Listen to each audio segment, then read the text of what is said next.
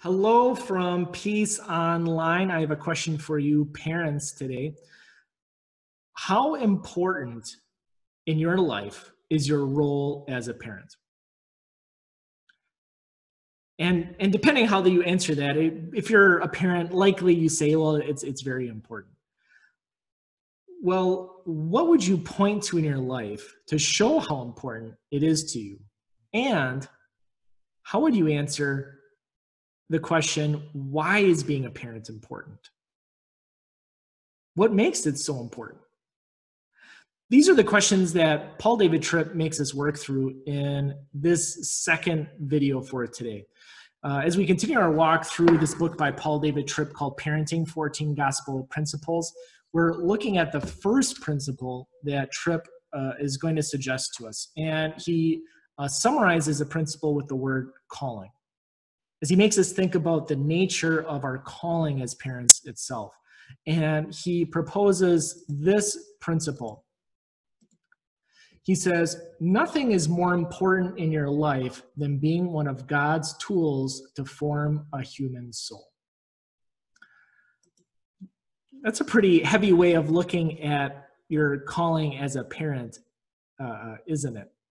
And yet it's going to make us think about how we approach our role as a parent, our calling as a parent, and why we approach it the way that we do.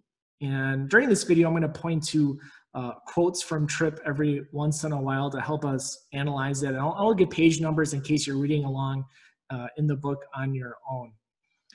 But to introduce this idea, he first makes us think about what we value in our lives in a general way and how our lives reflect what we value. We introduced this a little bit last week when we proposed the idea of what would happen if someone watched your life over the course of a week. Or think about it this way. What if they watched you not just for a week, but for a month or 2 months? What would they determine by watching you? What would they determine you must value the most in your life? That's maybe kind of a scary idea, just like it was a scary idea last week when we talked about what would people think if they watched you parent for a week. But this idea of what we value and how our actions reflect on it is a really important concept, not just for parenting, but for how we consider our relationship with God in general and our lives as children of God. Tripp summarizes this question in this way, and I thought it was a really powerful way of approaching it. He says, everything you do and say in your life, every choice that you make, and everything you decide to invest in is a reflection of a system of internalized values in your heart. How does that statement hit you? What does it make you reflect on in the way that you use your life? You see, Tripp talks about how we, as human beings, we're value-based. The things that we make time for, the things that we schedule for, the things that we simply won't give up on, the things that we are willing to spend our money on, we make decisions every day to spend our time, to spend our money based on what we value. We might not even be consciously saying, well, I value this and this, and so I'm going to do A, B, and C. But that's kind of the point. Whether you consciously approach it like in a really intentional way or not, the fact is that what you do is reflecting the values in your heart. And so that's why this principle that Paul proposes is so important, this principle of really valuing your calling as a parent, because it's going to challenge us to intentionally prioritize it in our lives. And that's something that Tripp takes us to look at Jesus and how he challenges us to think about what we value in our lives too. Tripp makes us think about this verse from Matthew chapter 6, when Jesus said, "Do not store up for yourselves treasures on earth where moths and vermin destroy, and where thieves break in and steal, but store up for yourselves treasures in heaven where moths and vermin do not destroy and where thieves do not break in and steal. For where your treasure is, there your heart will be also. Jesus using that word treasure is a really powerful image, isn't it? It's to capture the fact that we live in pursuit of what we mark as important. That again, the daily decisions, not just the big decisions that we make once a month or a few times a year, but the daily little decisions are made based on what we treasure in our heart.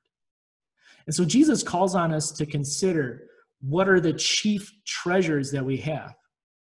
Do the things that we treasure the most, the things that capture our heart and we live in pursuit of, are they the things that are eternal, that are his gifts, that are blessings that come from him?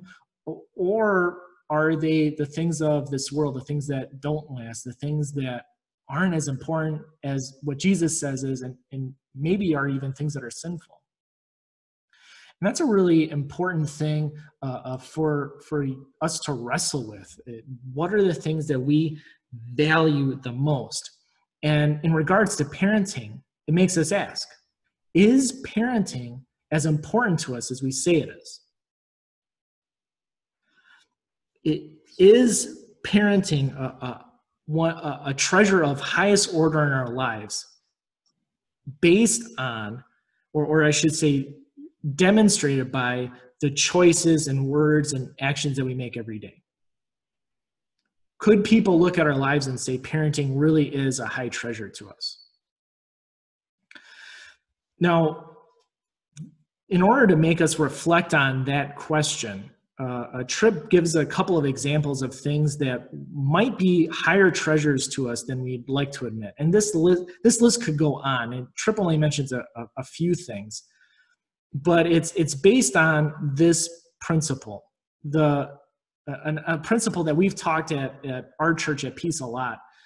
The idea that whenever we have things that we treasure more than God,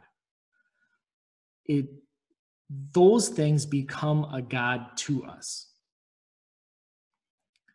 Let me put it this way: that the things that we treasure in our hearts, that we prioritize, that we make time for, those are reflective of what we kind of sink our hope, our peace, and our joy in most of all. And the Bible calls that idolatry. It's the thing that we worship ahead of God. And what we don't always consider is that idolatry, or the things that can get in the way of between us and God, aren't always inherently or on the surface bad things. They're not always things that you look at and say, oh, that's really bad, like drugs, right? You look at drugs and you say, drugs are bad, don't do drugs. Well, the things that can be idolatry, the things that can get in the way of a relationship with God, the things that can distract us from the better treasures that God has to give to us, those can be inherently good things, but things that we treat in bad ways, things that we overemphasize in our lives and turn into a God that sits on the throne of our hearts. And so Tripp makes us think about a few different things that maybe are really fine and maybe even good, but we treat them to such a treasured degree in our lives that they get in the way of our calling as parents. Consider possessions. God created us to love beautiful things because he created a beautiful creation around us.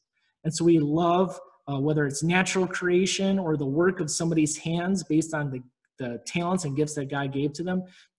It's a good thing to love all of that beauty.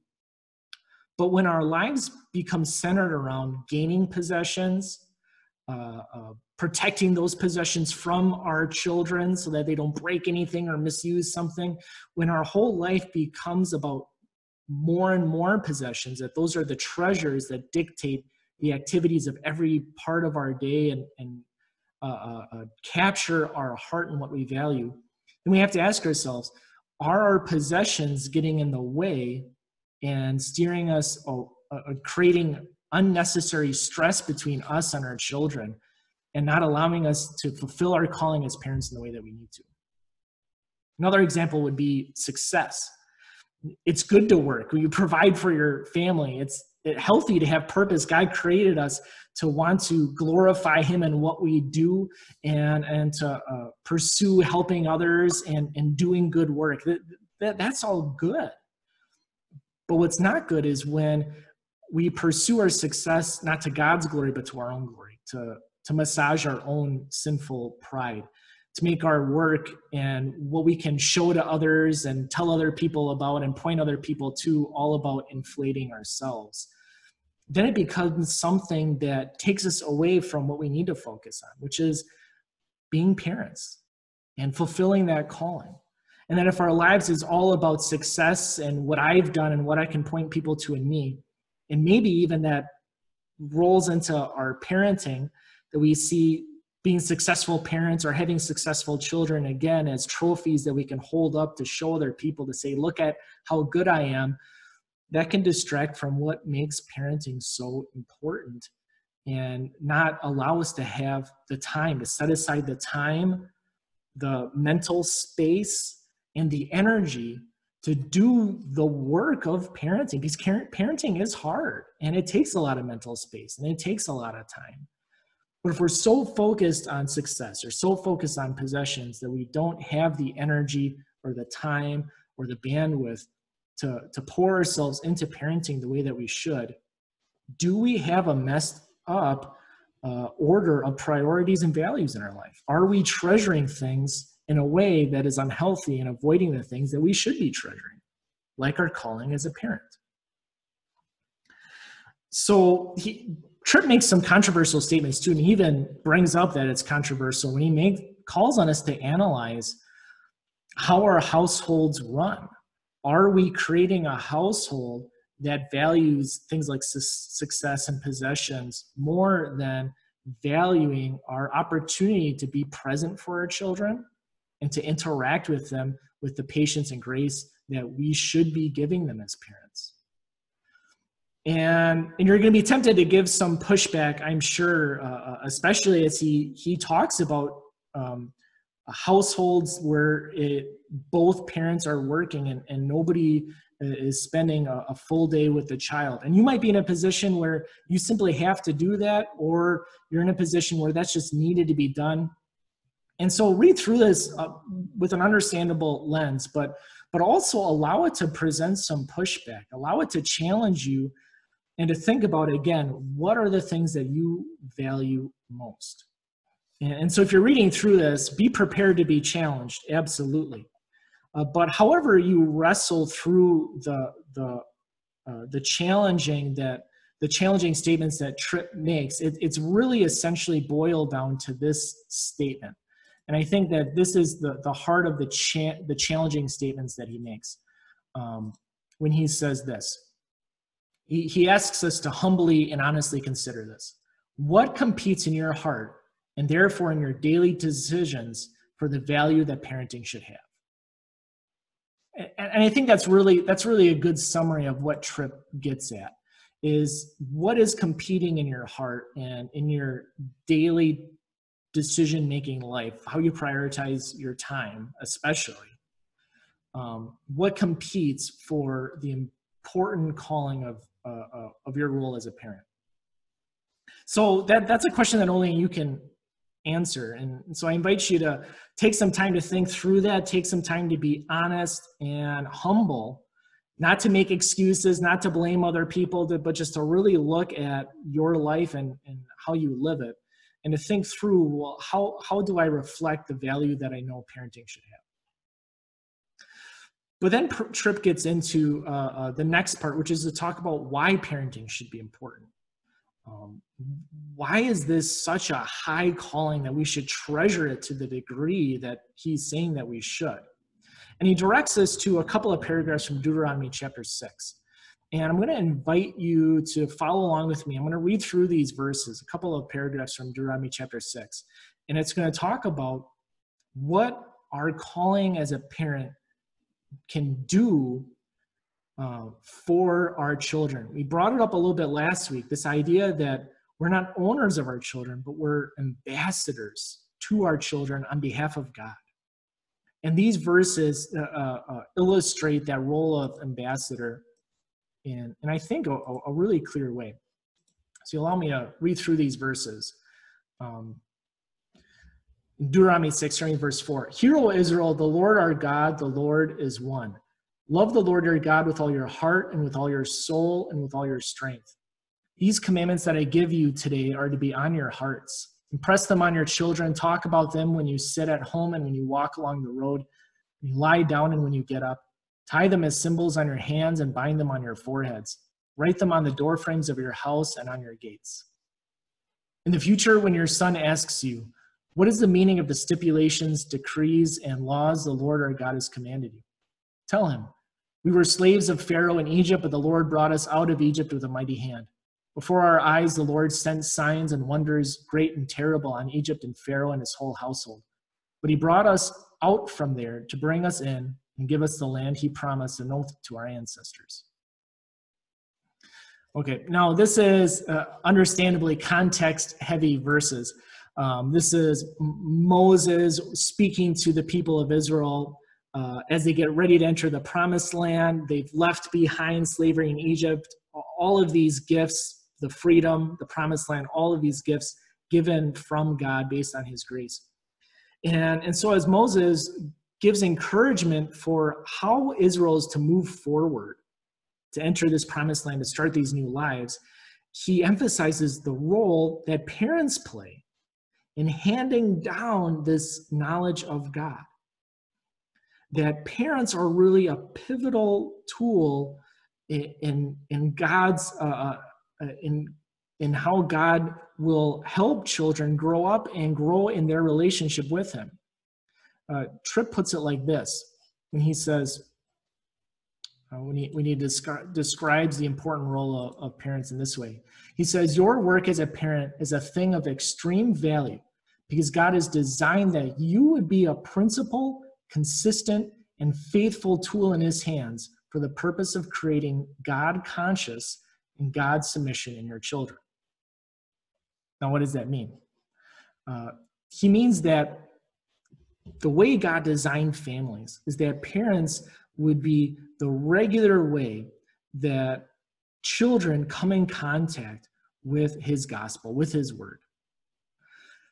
That the way that children know about their relationship with God, the way that children know about God's will for their lives, it's most naturally done through parents. Now, God's relationship with your parents and your children's desire to live out the will of God, that can only be instilled within them through the power of the Holy Spirit working through the gospel, absolutely. But how do they get connected through the gospel? That's through you, the parent, through the daily decisions that you make, through your interactions with your children, through the things that you prioritize on a regular basis and teach your children to prioritize. Those are the things that are going to instruct them on their relationship with their God. That they see God existing in not just the world around them, but in their life. That God is the establishment of their identity. That God is the establishment of who they are and where they're going and what they should value in their life. That their lives are centered around glorifying God, and that the things that God commands of them aren't just for his glory, but also for their good.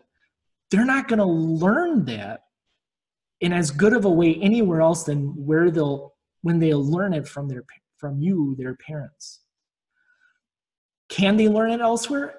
Absolutely, but really you are supposed to be the chief place where they do. The church can't replace the parent. It's meant to assist you as a parent. The government isn't meant to replace you as a parent. It's meant to protect you as a parent so that you can carry out your calling. Your schools aren't going to replace you as a parent. Again, it's meant to be a tool in your toolbox for helping your children grow.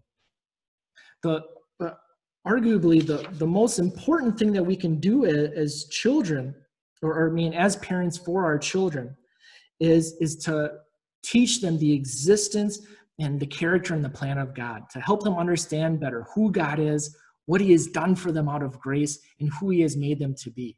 That is your calling as a parent. And that is a calling that has eternal impact. That's a treasure of heaven. That's a thing to capture your heart and to treat important in your life, because it is so important to your children. They're not going to be impacted in the same way by anybody else, not by their pastor, not by youth workers, not by their teachers, but it's you as a parent that will really lay the foundation for how they approach their relationship with their God. And that takes work. That takes time. If you're not investing the time in doing the work, it's not being done in the way that really it should be done, if we're honest with ourselves. And that's because children, because of their sinful nature, like us, have a really good skill of not seeing God in the world around us. That we will twist the world around us, we'll twist the things that are happening to us to not see God. It's really easy for us to do. Tripp gives us the warning of how easy it is for children to lose sight of God in their lives if we're not being intentional and goal-oriented in giving God in their lives. He says, children who don't acknowledge God will act as if they are God and will resist the help and rescue that God has provided for them through their parents. It's so easy for children, and it's easy for adults too, for us to make ourselves the center of our lives, ourselves the center of everything happening to us and that happening around us. But when we constantly point our children to God, who he is, what he's done, and who he's made them to be, we're giving them a healthier path. And most importantly, when we give them God, may we be giving them God's grace, not just a fear of God, right, or respect for God, but God's grace, for them to see God's grace in their lives. I mentioned this briefly last week, that if all they have guiding them for what they should be doing or not be doing, if the only motivation they have is fear, there will come a day when they no longer fear you as a parent. And then what they will how they will live their lives, what they will treat as valuable, what they will treasure, what will capture their heart, will be totally disconnected from everything you've wanted to teach them if you've only taught them in a fear-based way. But instead, when we motivate them with the love of God, when we awe them with the beauty and the power of God's mercy, God's forgiveness, God's ever-faithful love for them, if that is the driving force behind how they talk to themselves, how they think about themselves, and what they value in their lives, that will lead to a tremendously different life. But that doesn't happen naturally. That won't happen on its own. We have to give them the gospel. We have to give them the grace of God in order to do that. And that's what that second paragraph from Deuteronomy 6 makes us think about. How do we constantly connect the word of God, the will of God, and what us as parents want for our children and for our children to do? How do we constantly connect those things to the story of God's redeeming grace? Like the Israelites, connecting everything about God's law to God's redeeming them and rescuing them from slavery in Egypt. How do we constantly connect what we say and do as parents back to the redeeming story of God's work for our children? God's love for them, God's sacrifice for them, and God's plan for them to have the treasures of heaven for eternity. How do we tie everything back to that? If we approach our calling as a parent in that way, instead of the fear-based way, that will drastically change how we interact with our children. And so Tripp comments on it in this way. And he says, go beyond enforcing your authority and point to his authority. And go beyond pointing to his authority to pointing your children to his grace. And so instead, when you're trying to parent your children and you're feeling exhausted and the bandwidth is shrinking down, point your children to God's authority. Not just that, if they don't listen to you, that they're going to get it, right? But point them to God's authority, but not just his law, not just his, not just fear for him, but to see God's grace and God's love for them, to be motivated by that grace, motivated by that love. And that's what we're going to look at next week as we look at the second principle of grace and seeing God's grace, not just for our children, but also for us, and how that shapes the way we approach bringing this grace into our children's lives. But to make us think about that, we consider how one of the reasons that we get to know who God is ourselves as parents, to know his grace and have his grace shown to us, one of the reasons we have that gift is so that we take that gift and give it to our children. That God's grace isn't just for our own benefit, it is for our children's benefit. And so we want to give it to them. We want to present it to them. And Tripp's closing comment in this chapter is a powerful one, as he encouraged us to consider when giving grace to our children is such a powerful moment. He says, no one gives grace better than a parent who humbly admits that he desperately needs it himself. And so if at the end of this video, you're feeling a little bit overwhelmed, you're feeling a little bit like, I got to take a look at my life and look at my priorities, consider God's forgiveness for you. Consider the grace that he gives to you and the love that he has shown to you, and that God isn't going anywhere. That God is there for you as a parent, and he wants to use you in all of your flaws and all of your stumbling and all of your shortcomings. He wants to use you as an instrument of his grace in your children's lives. Not because you're perfect, not because you're doing this all so great, not because you have this all figured out, but because you've been given this grace of God because you need it. And so now it's your opportunity to be given this powerful and most important thing in your life, to give it to your children as the most important thing in their lives. So join us next week as we talk about that grace that is for you as a parent, given to you as a gift of God, and how that shapes the way we give it to our children.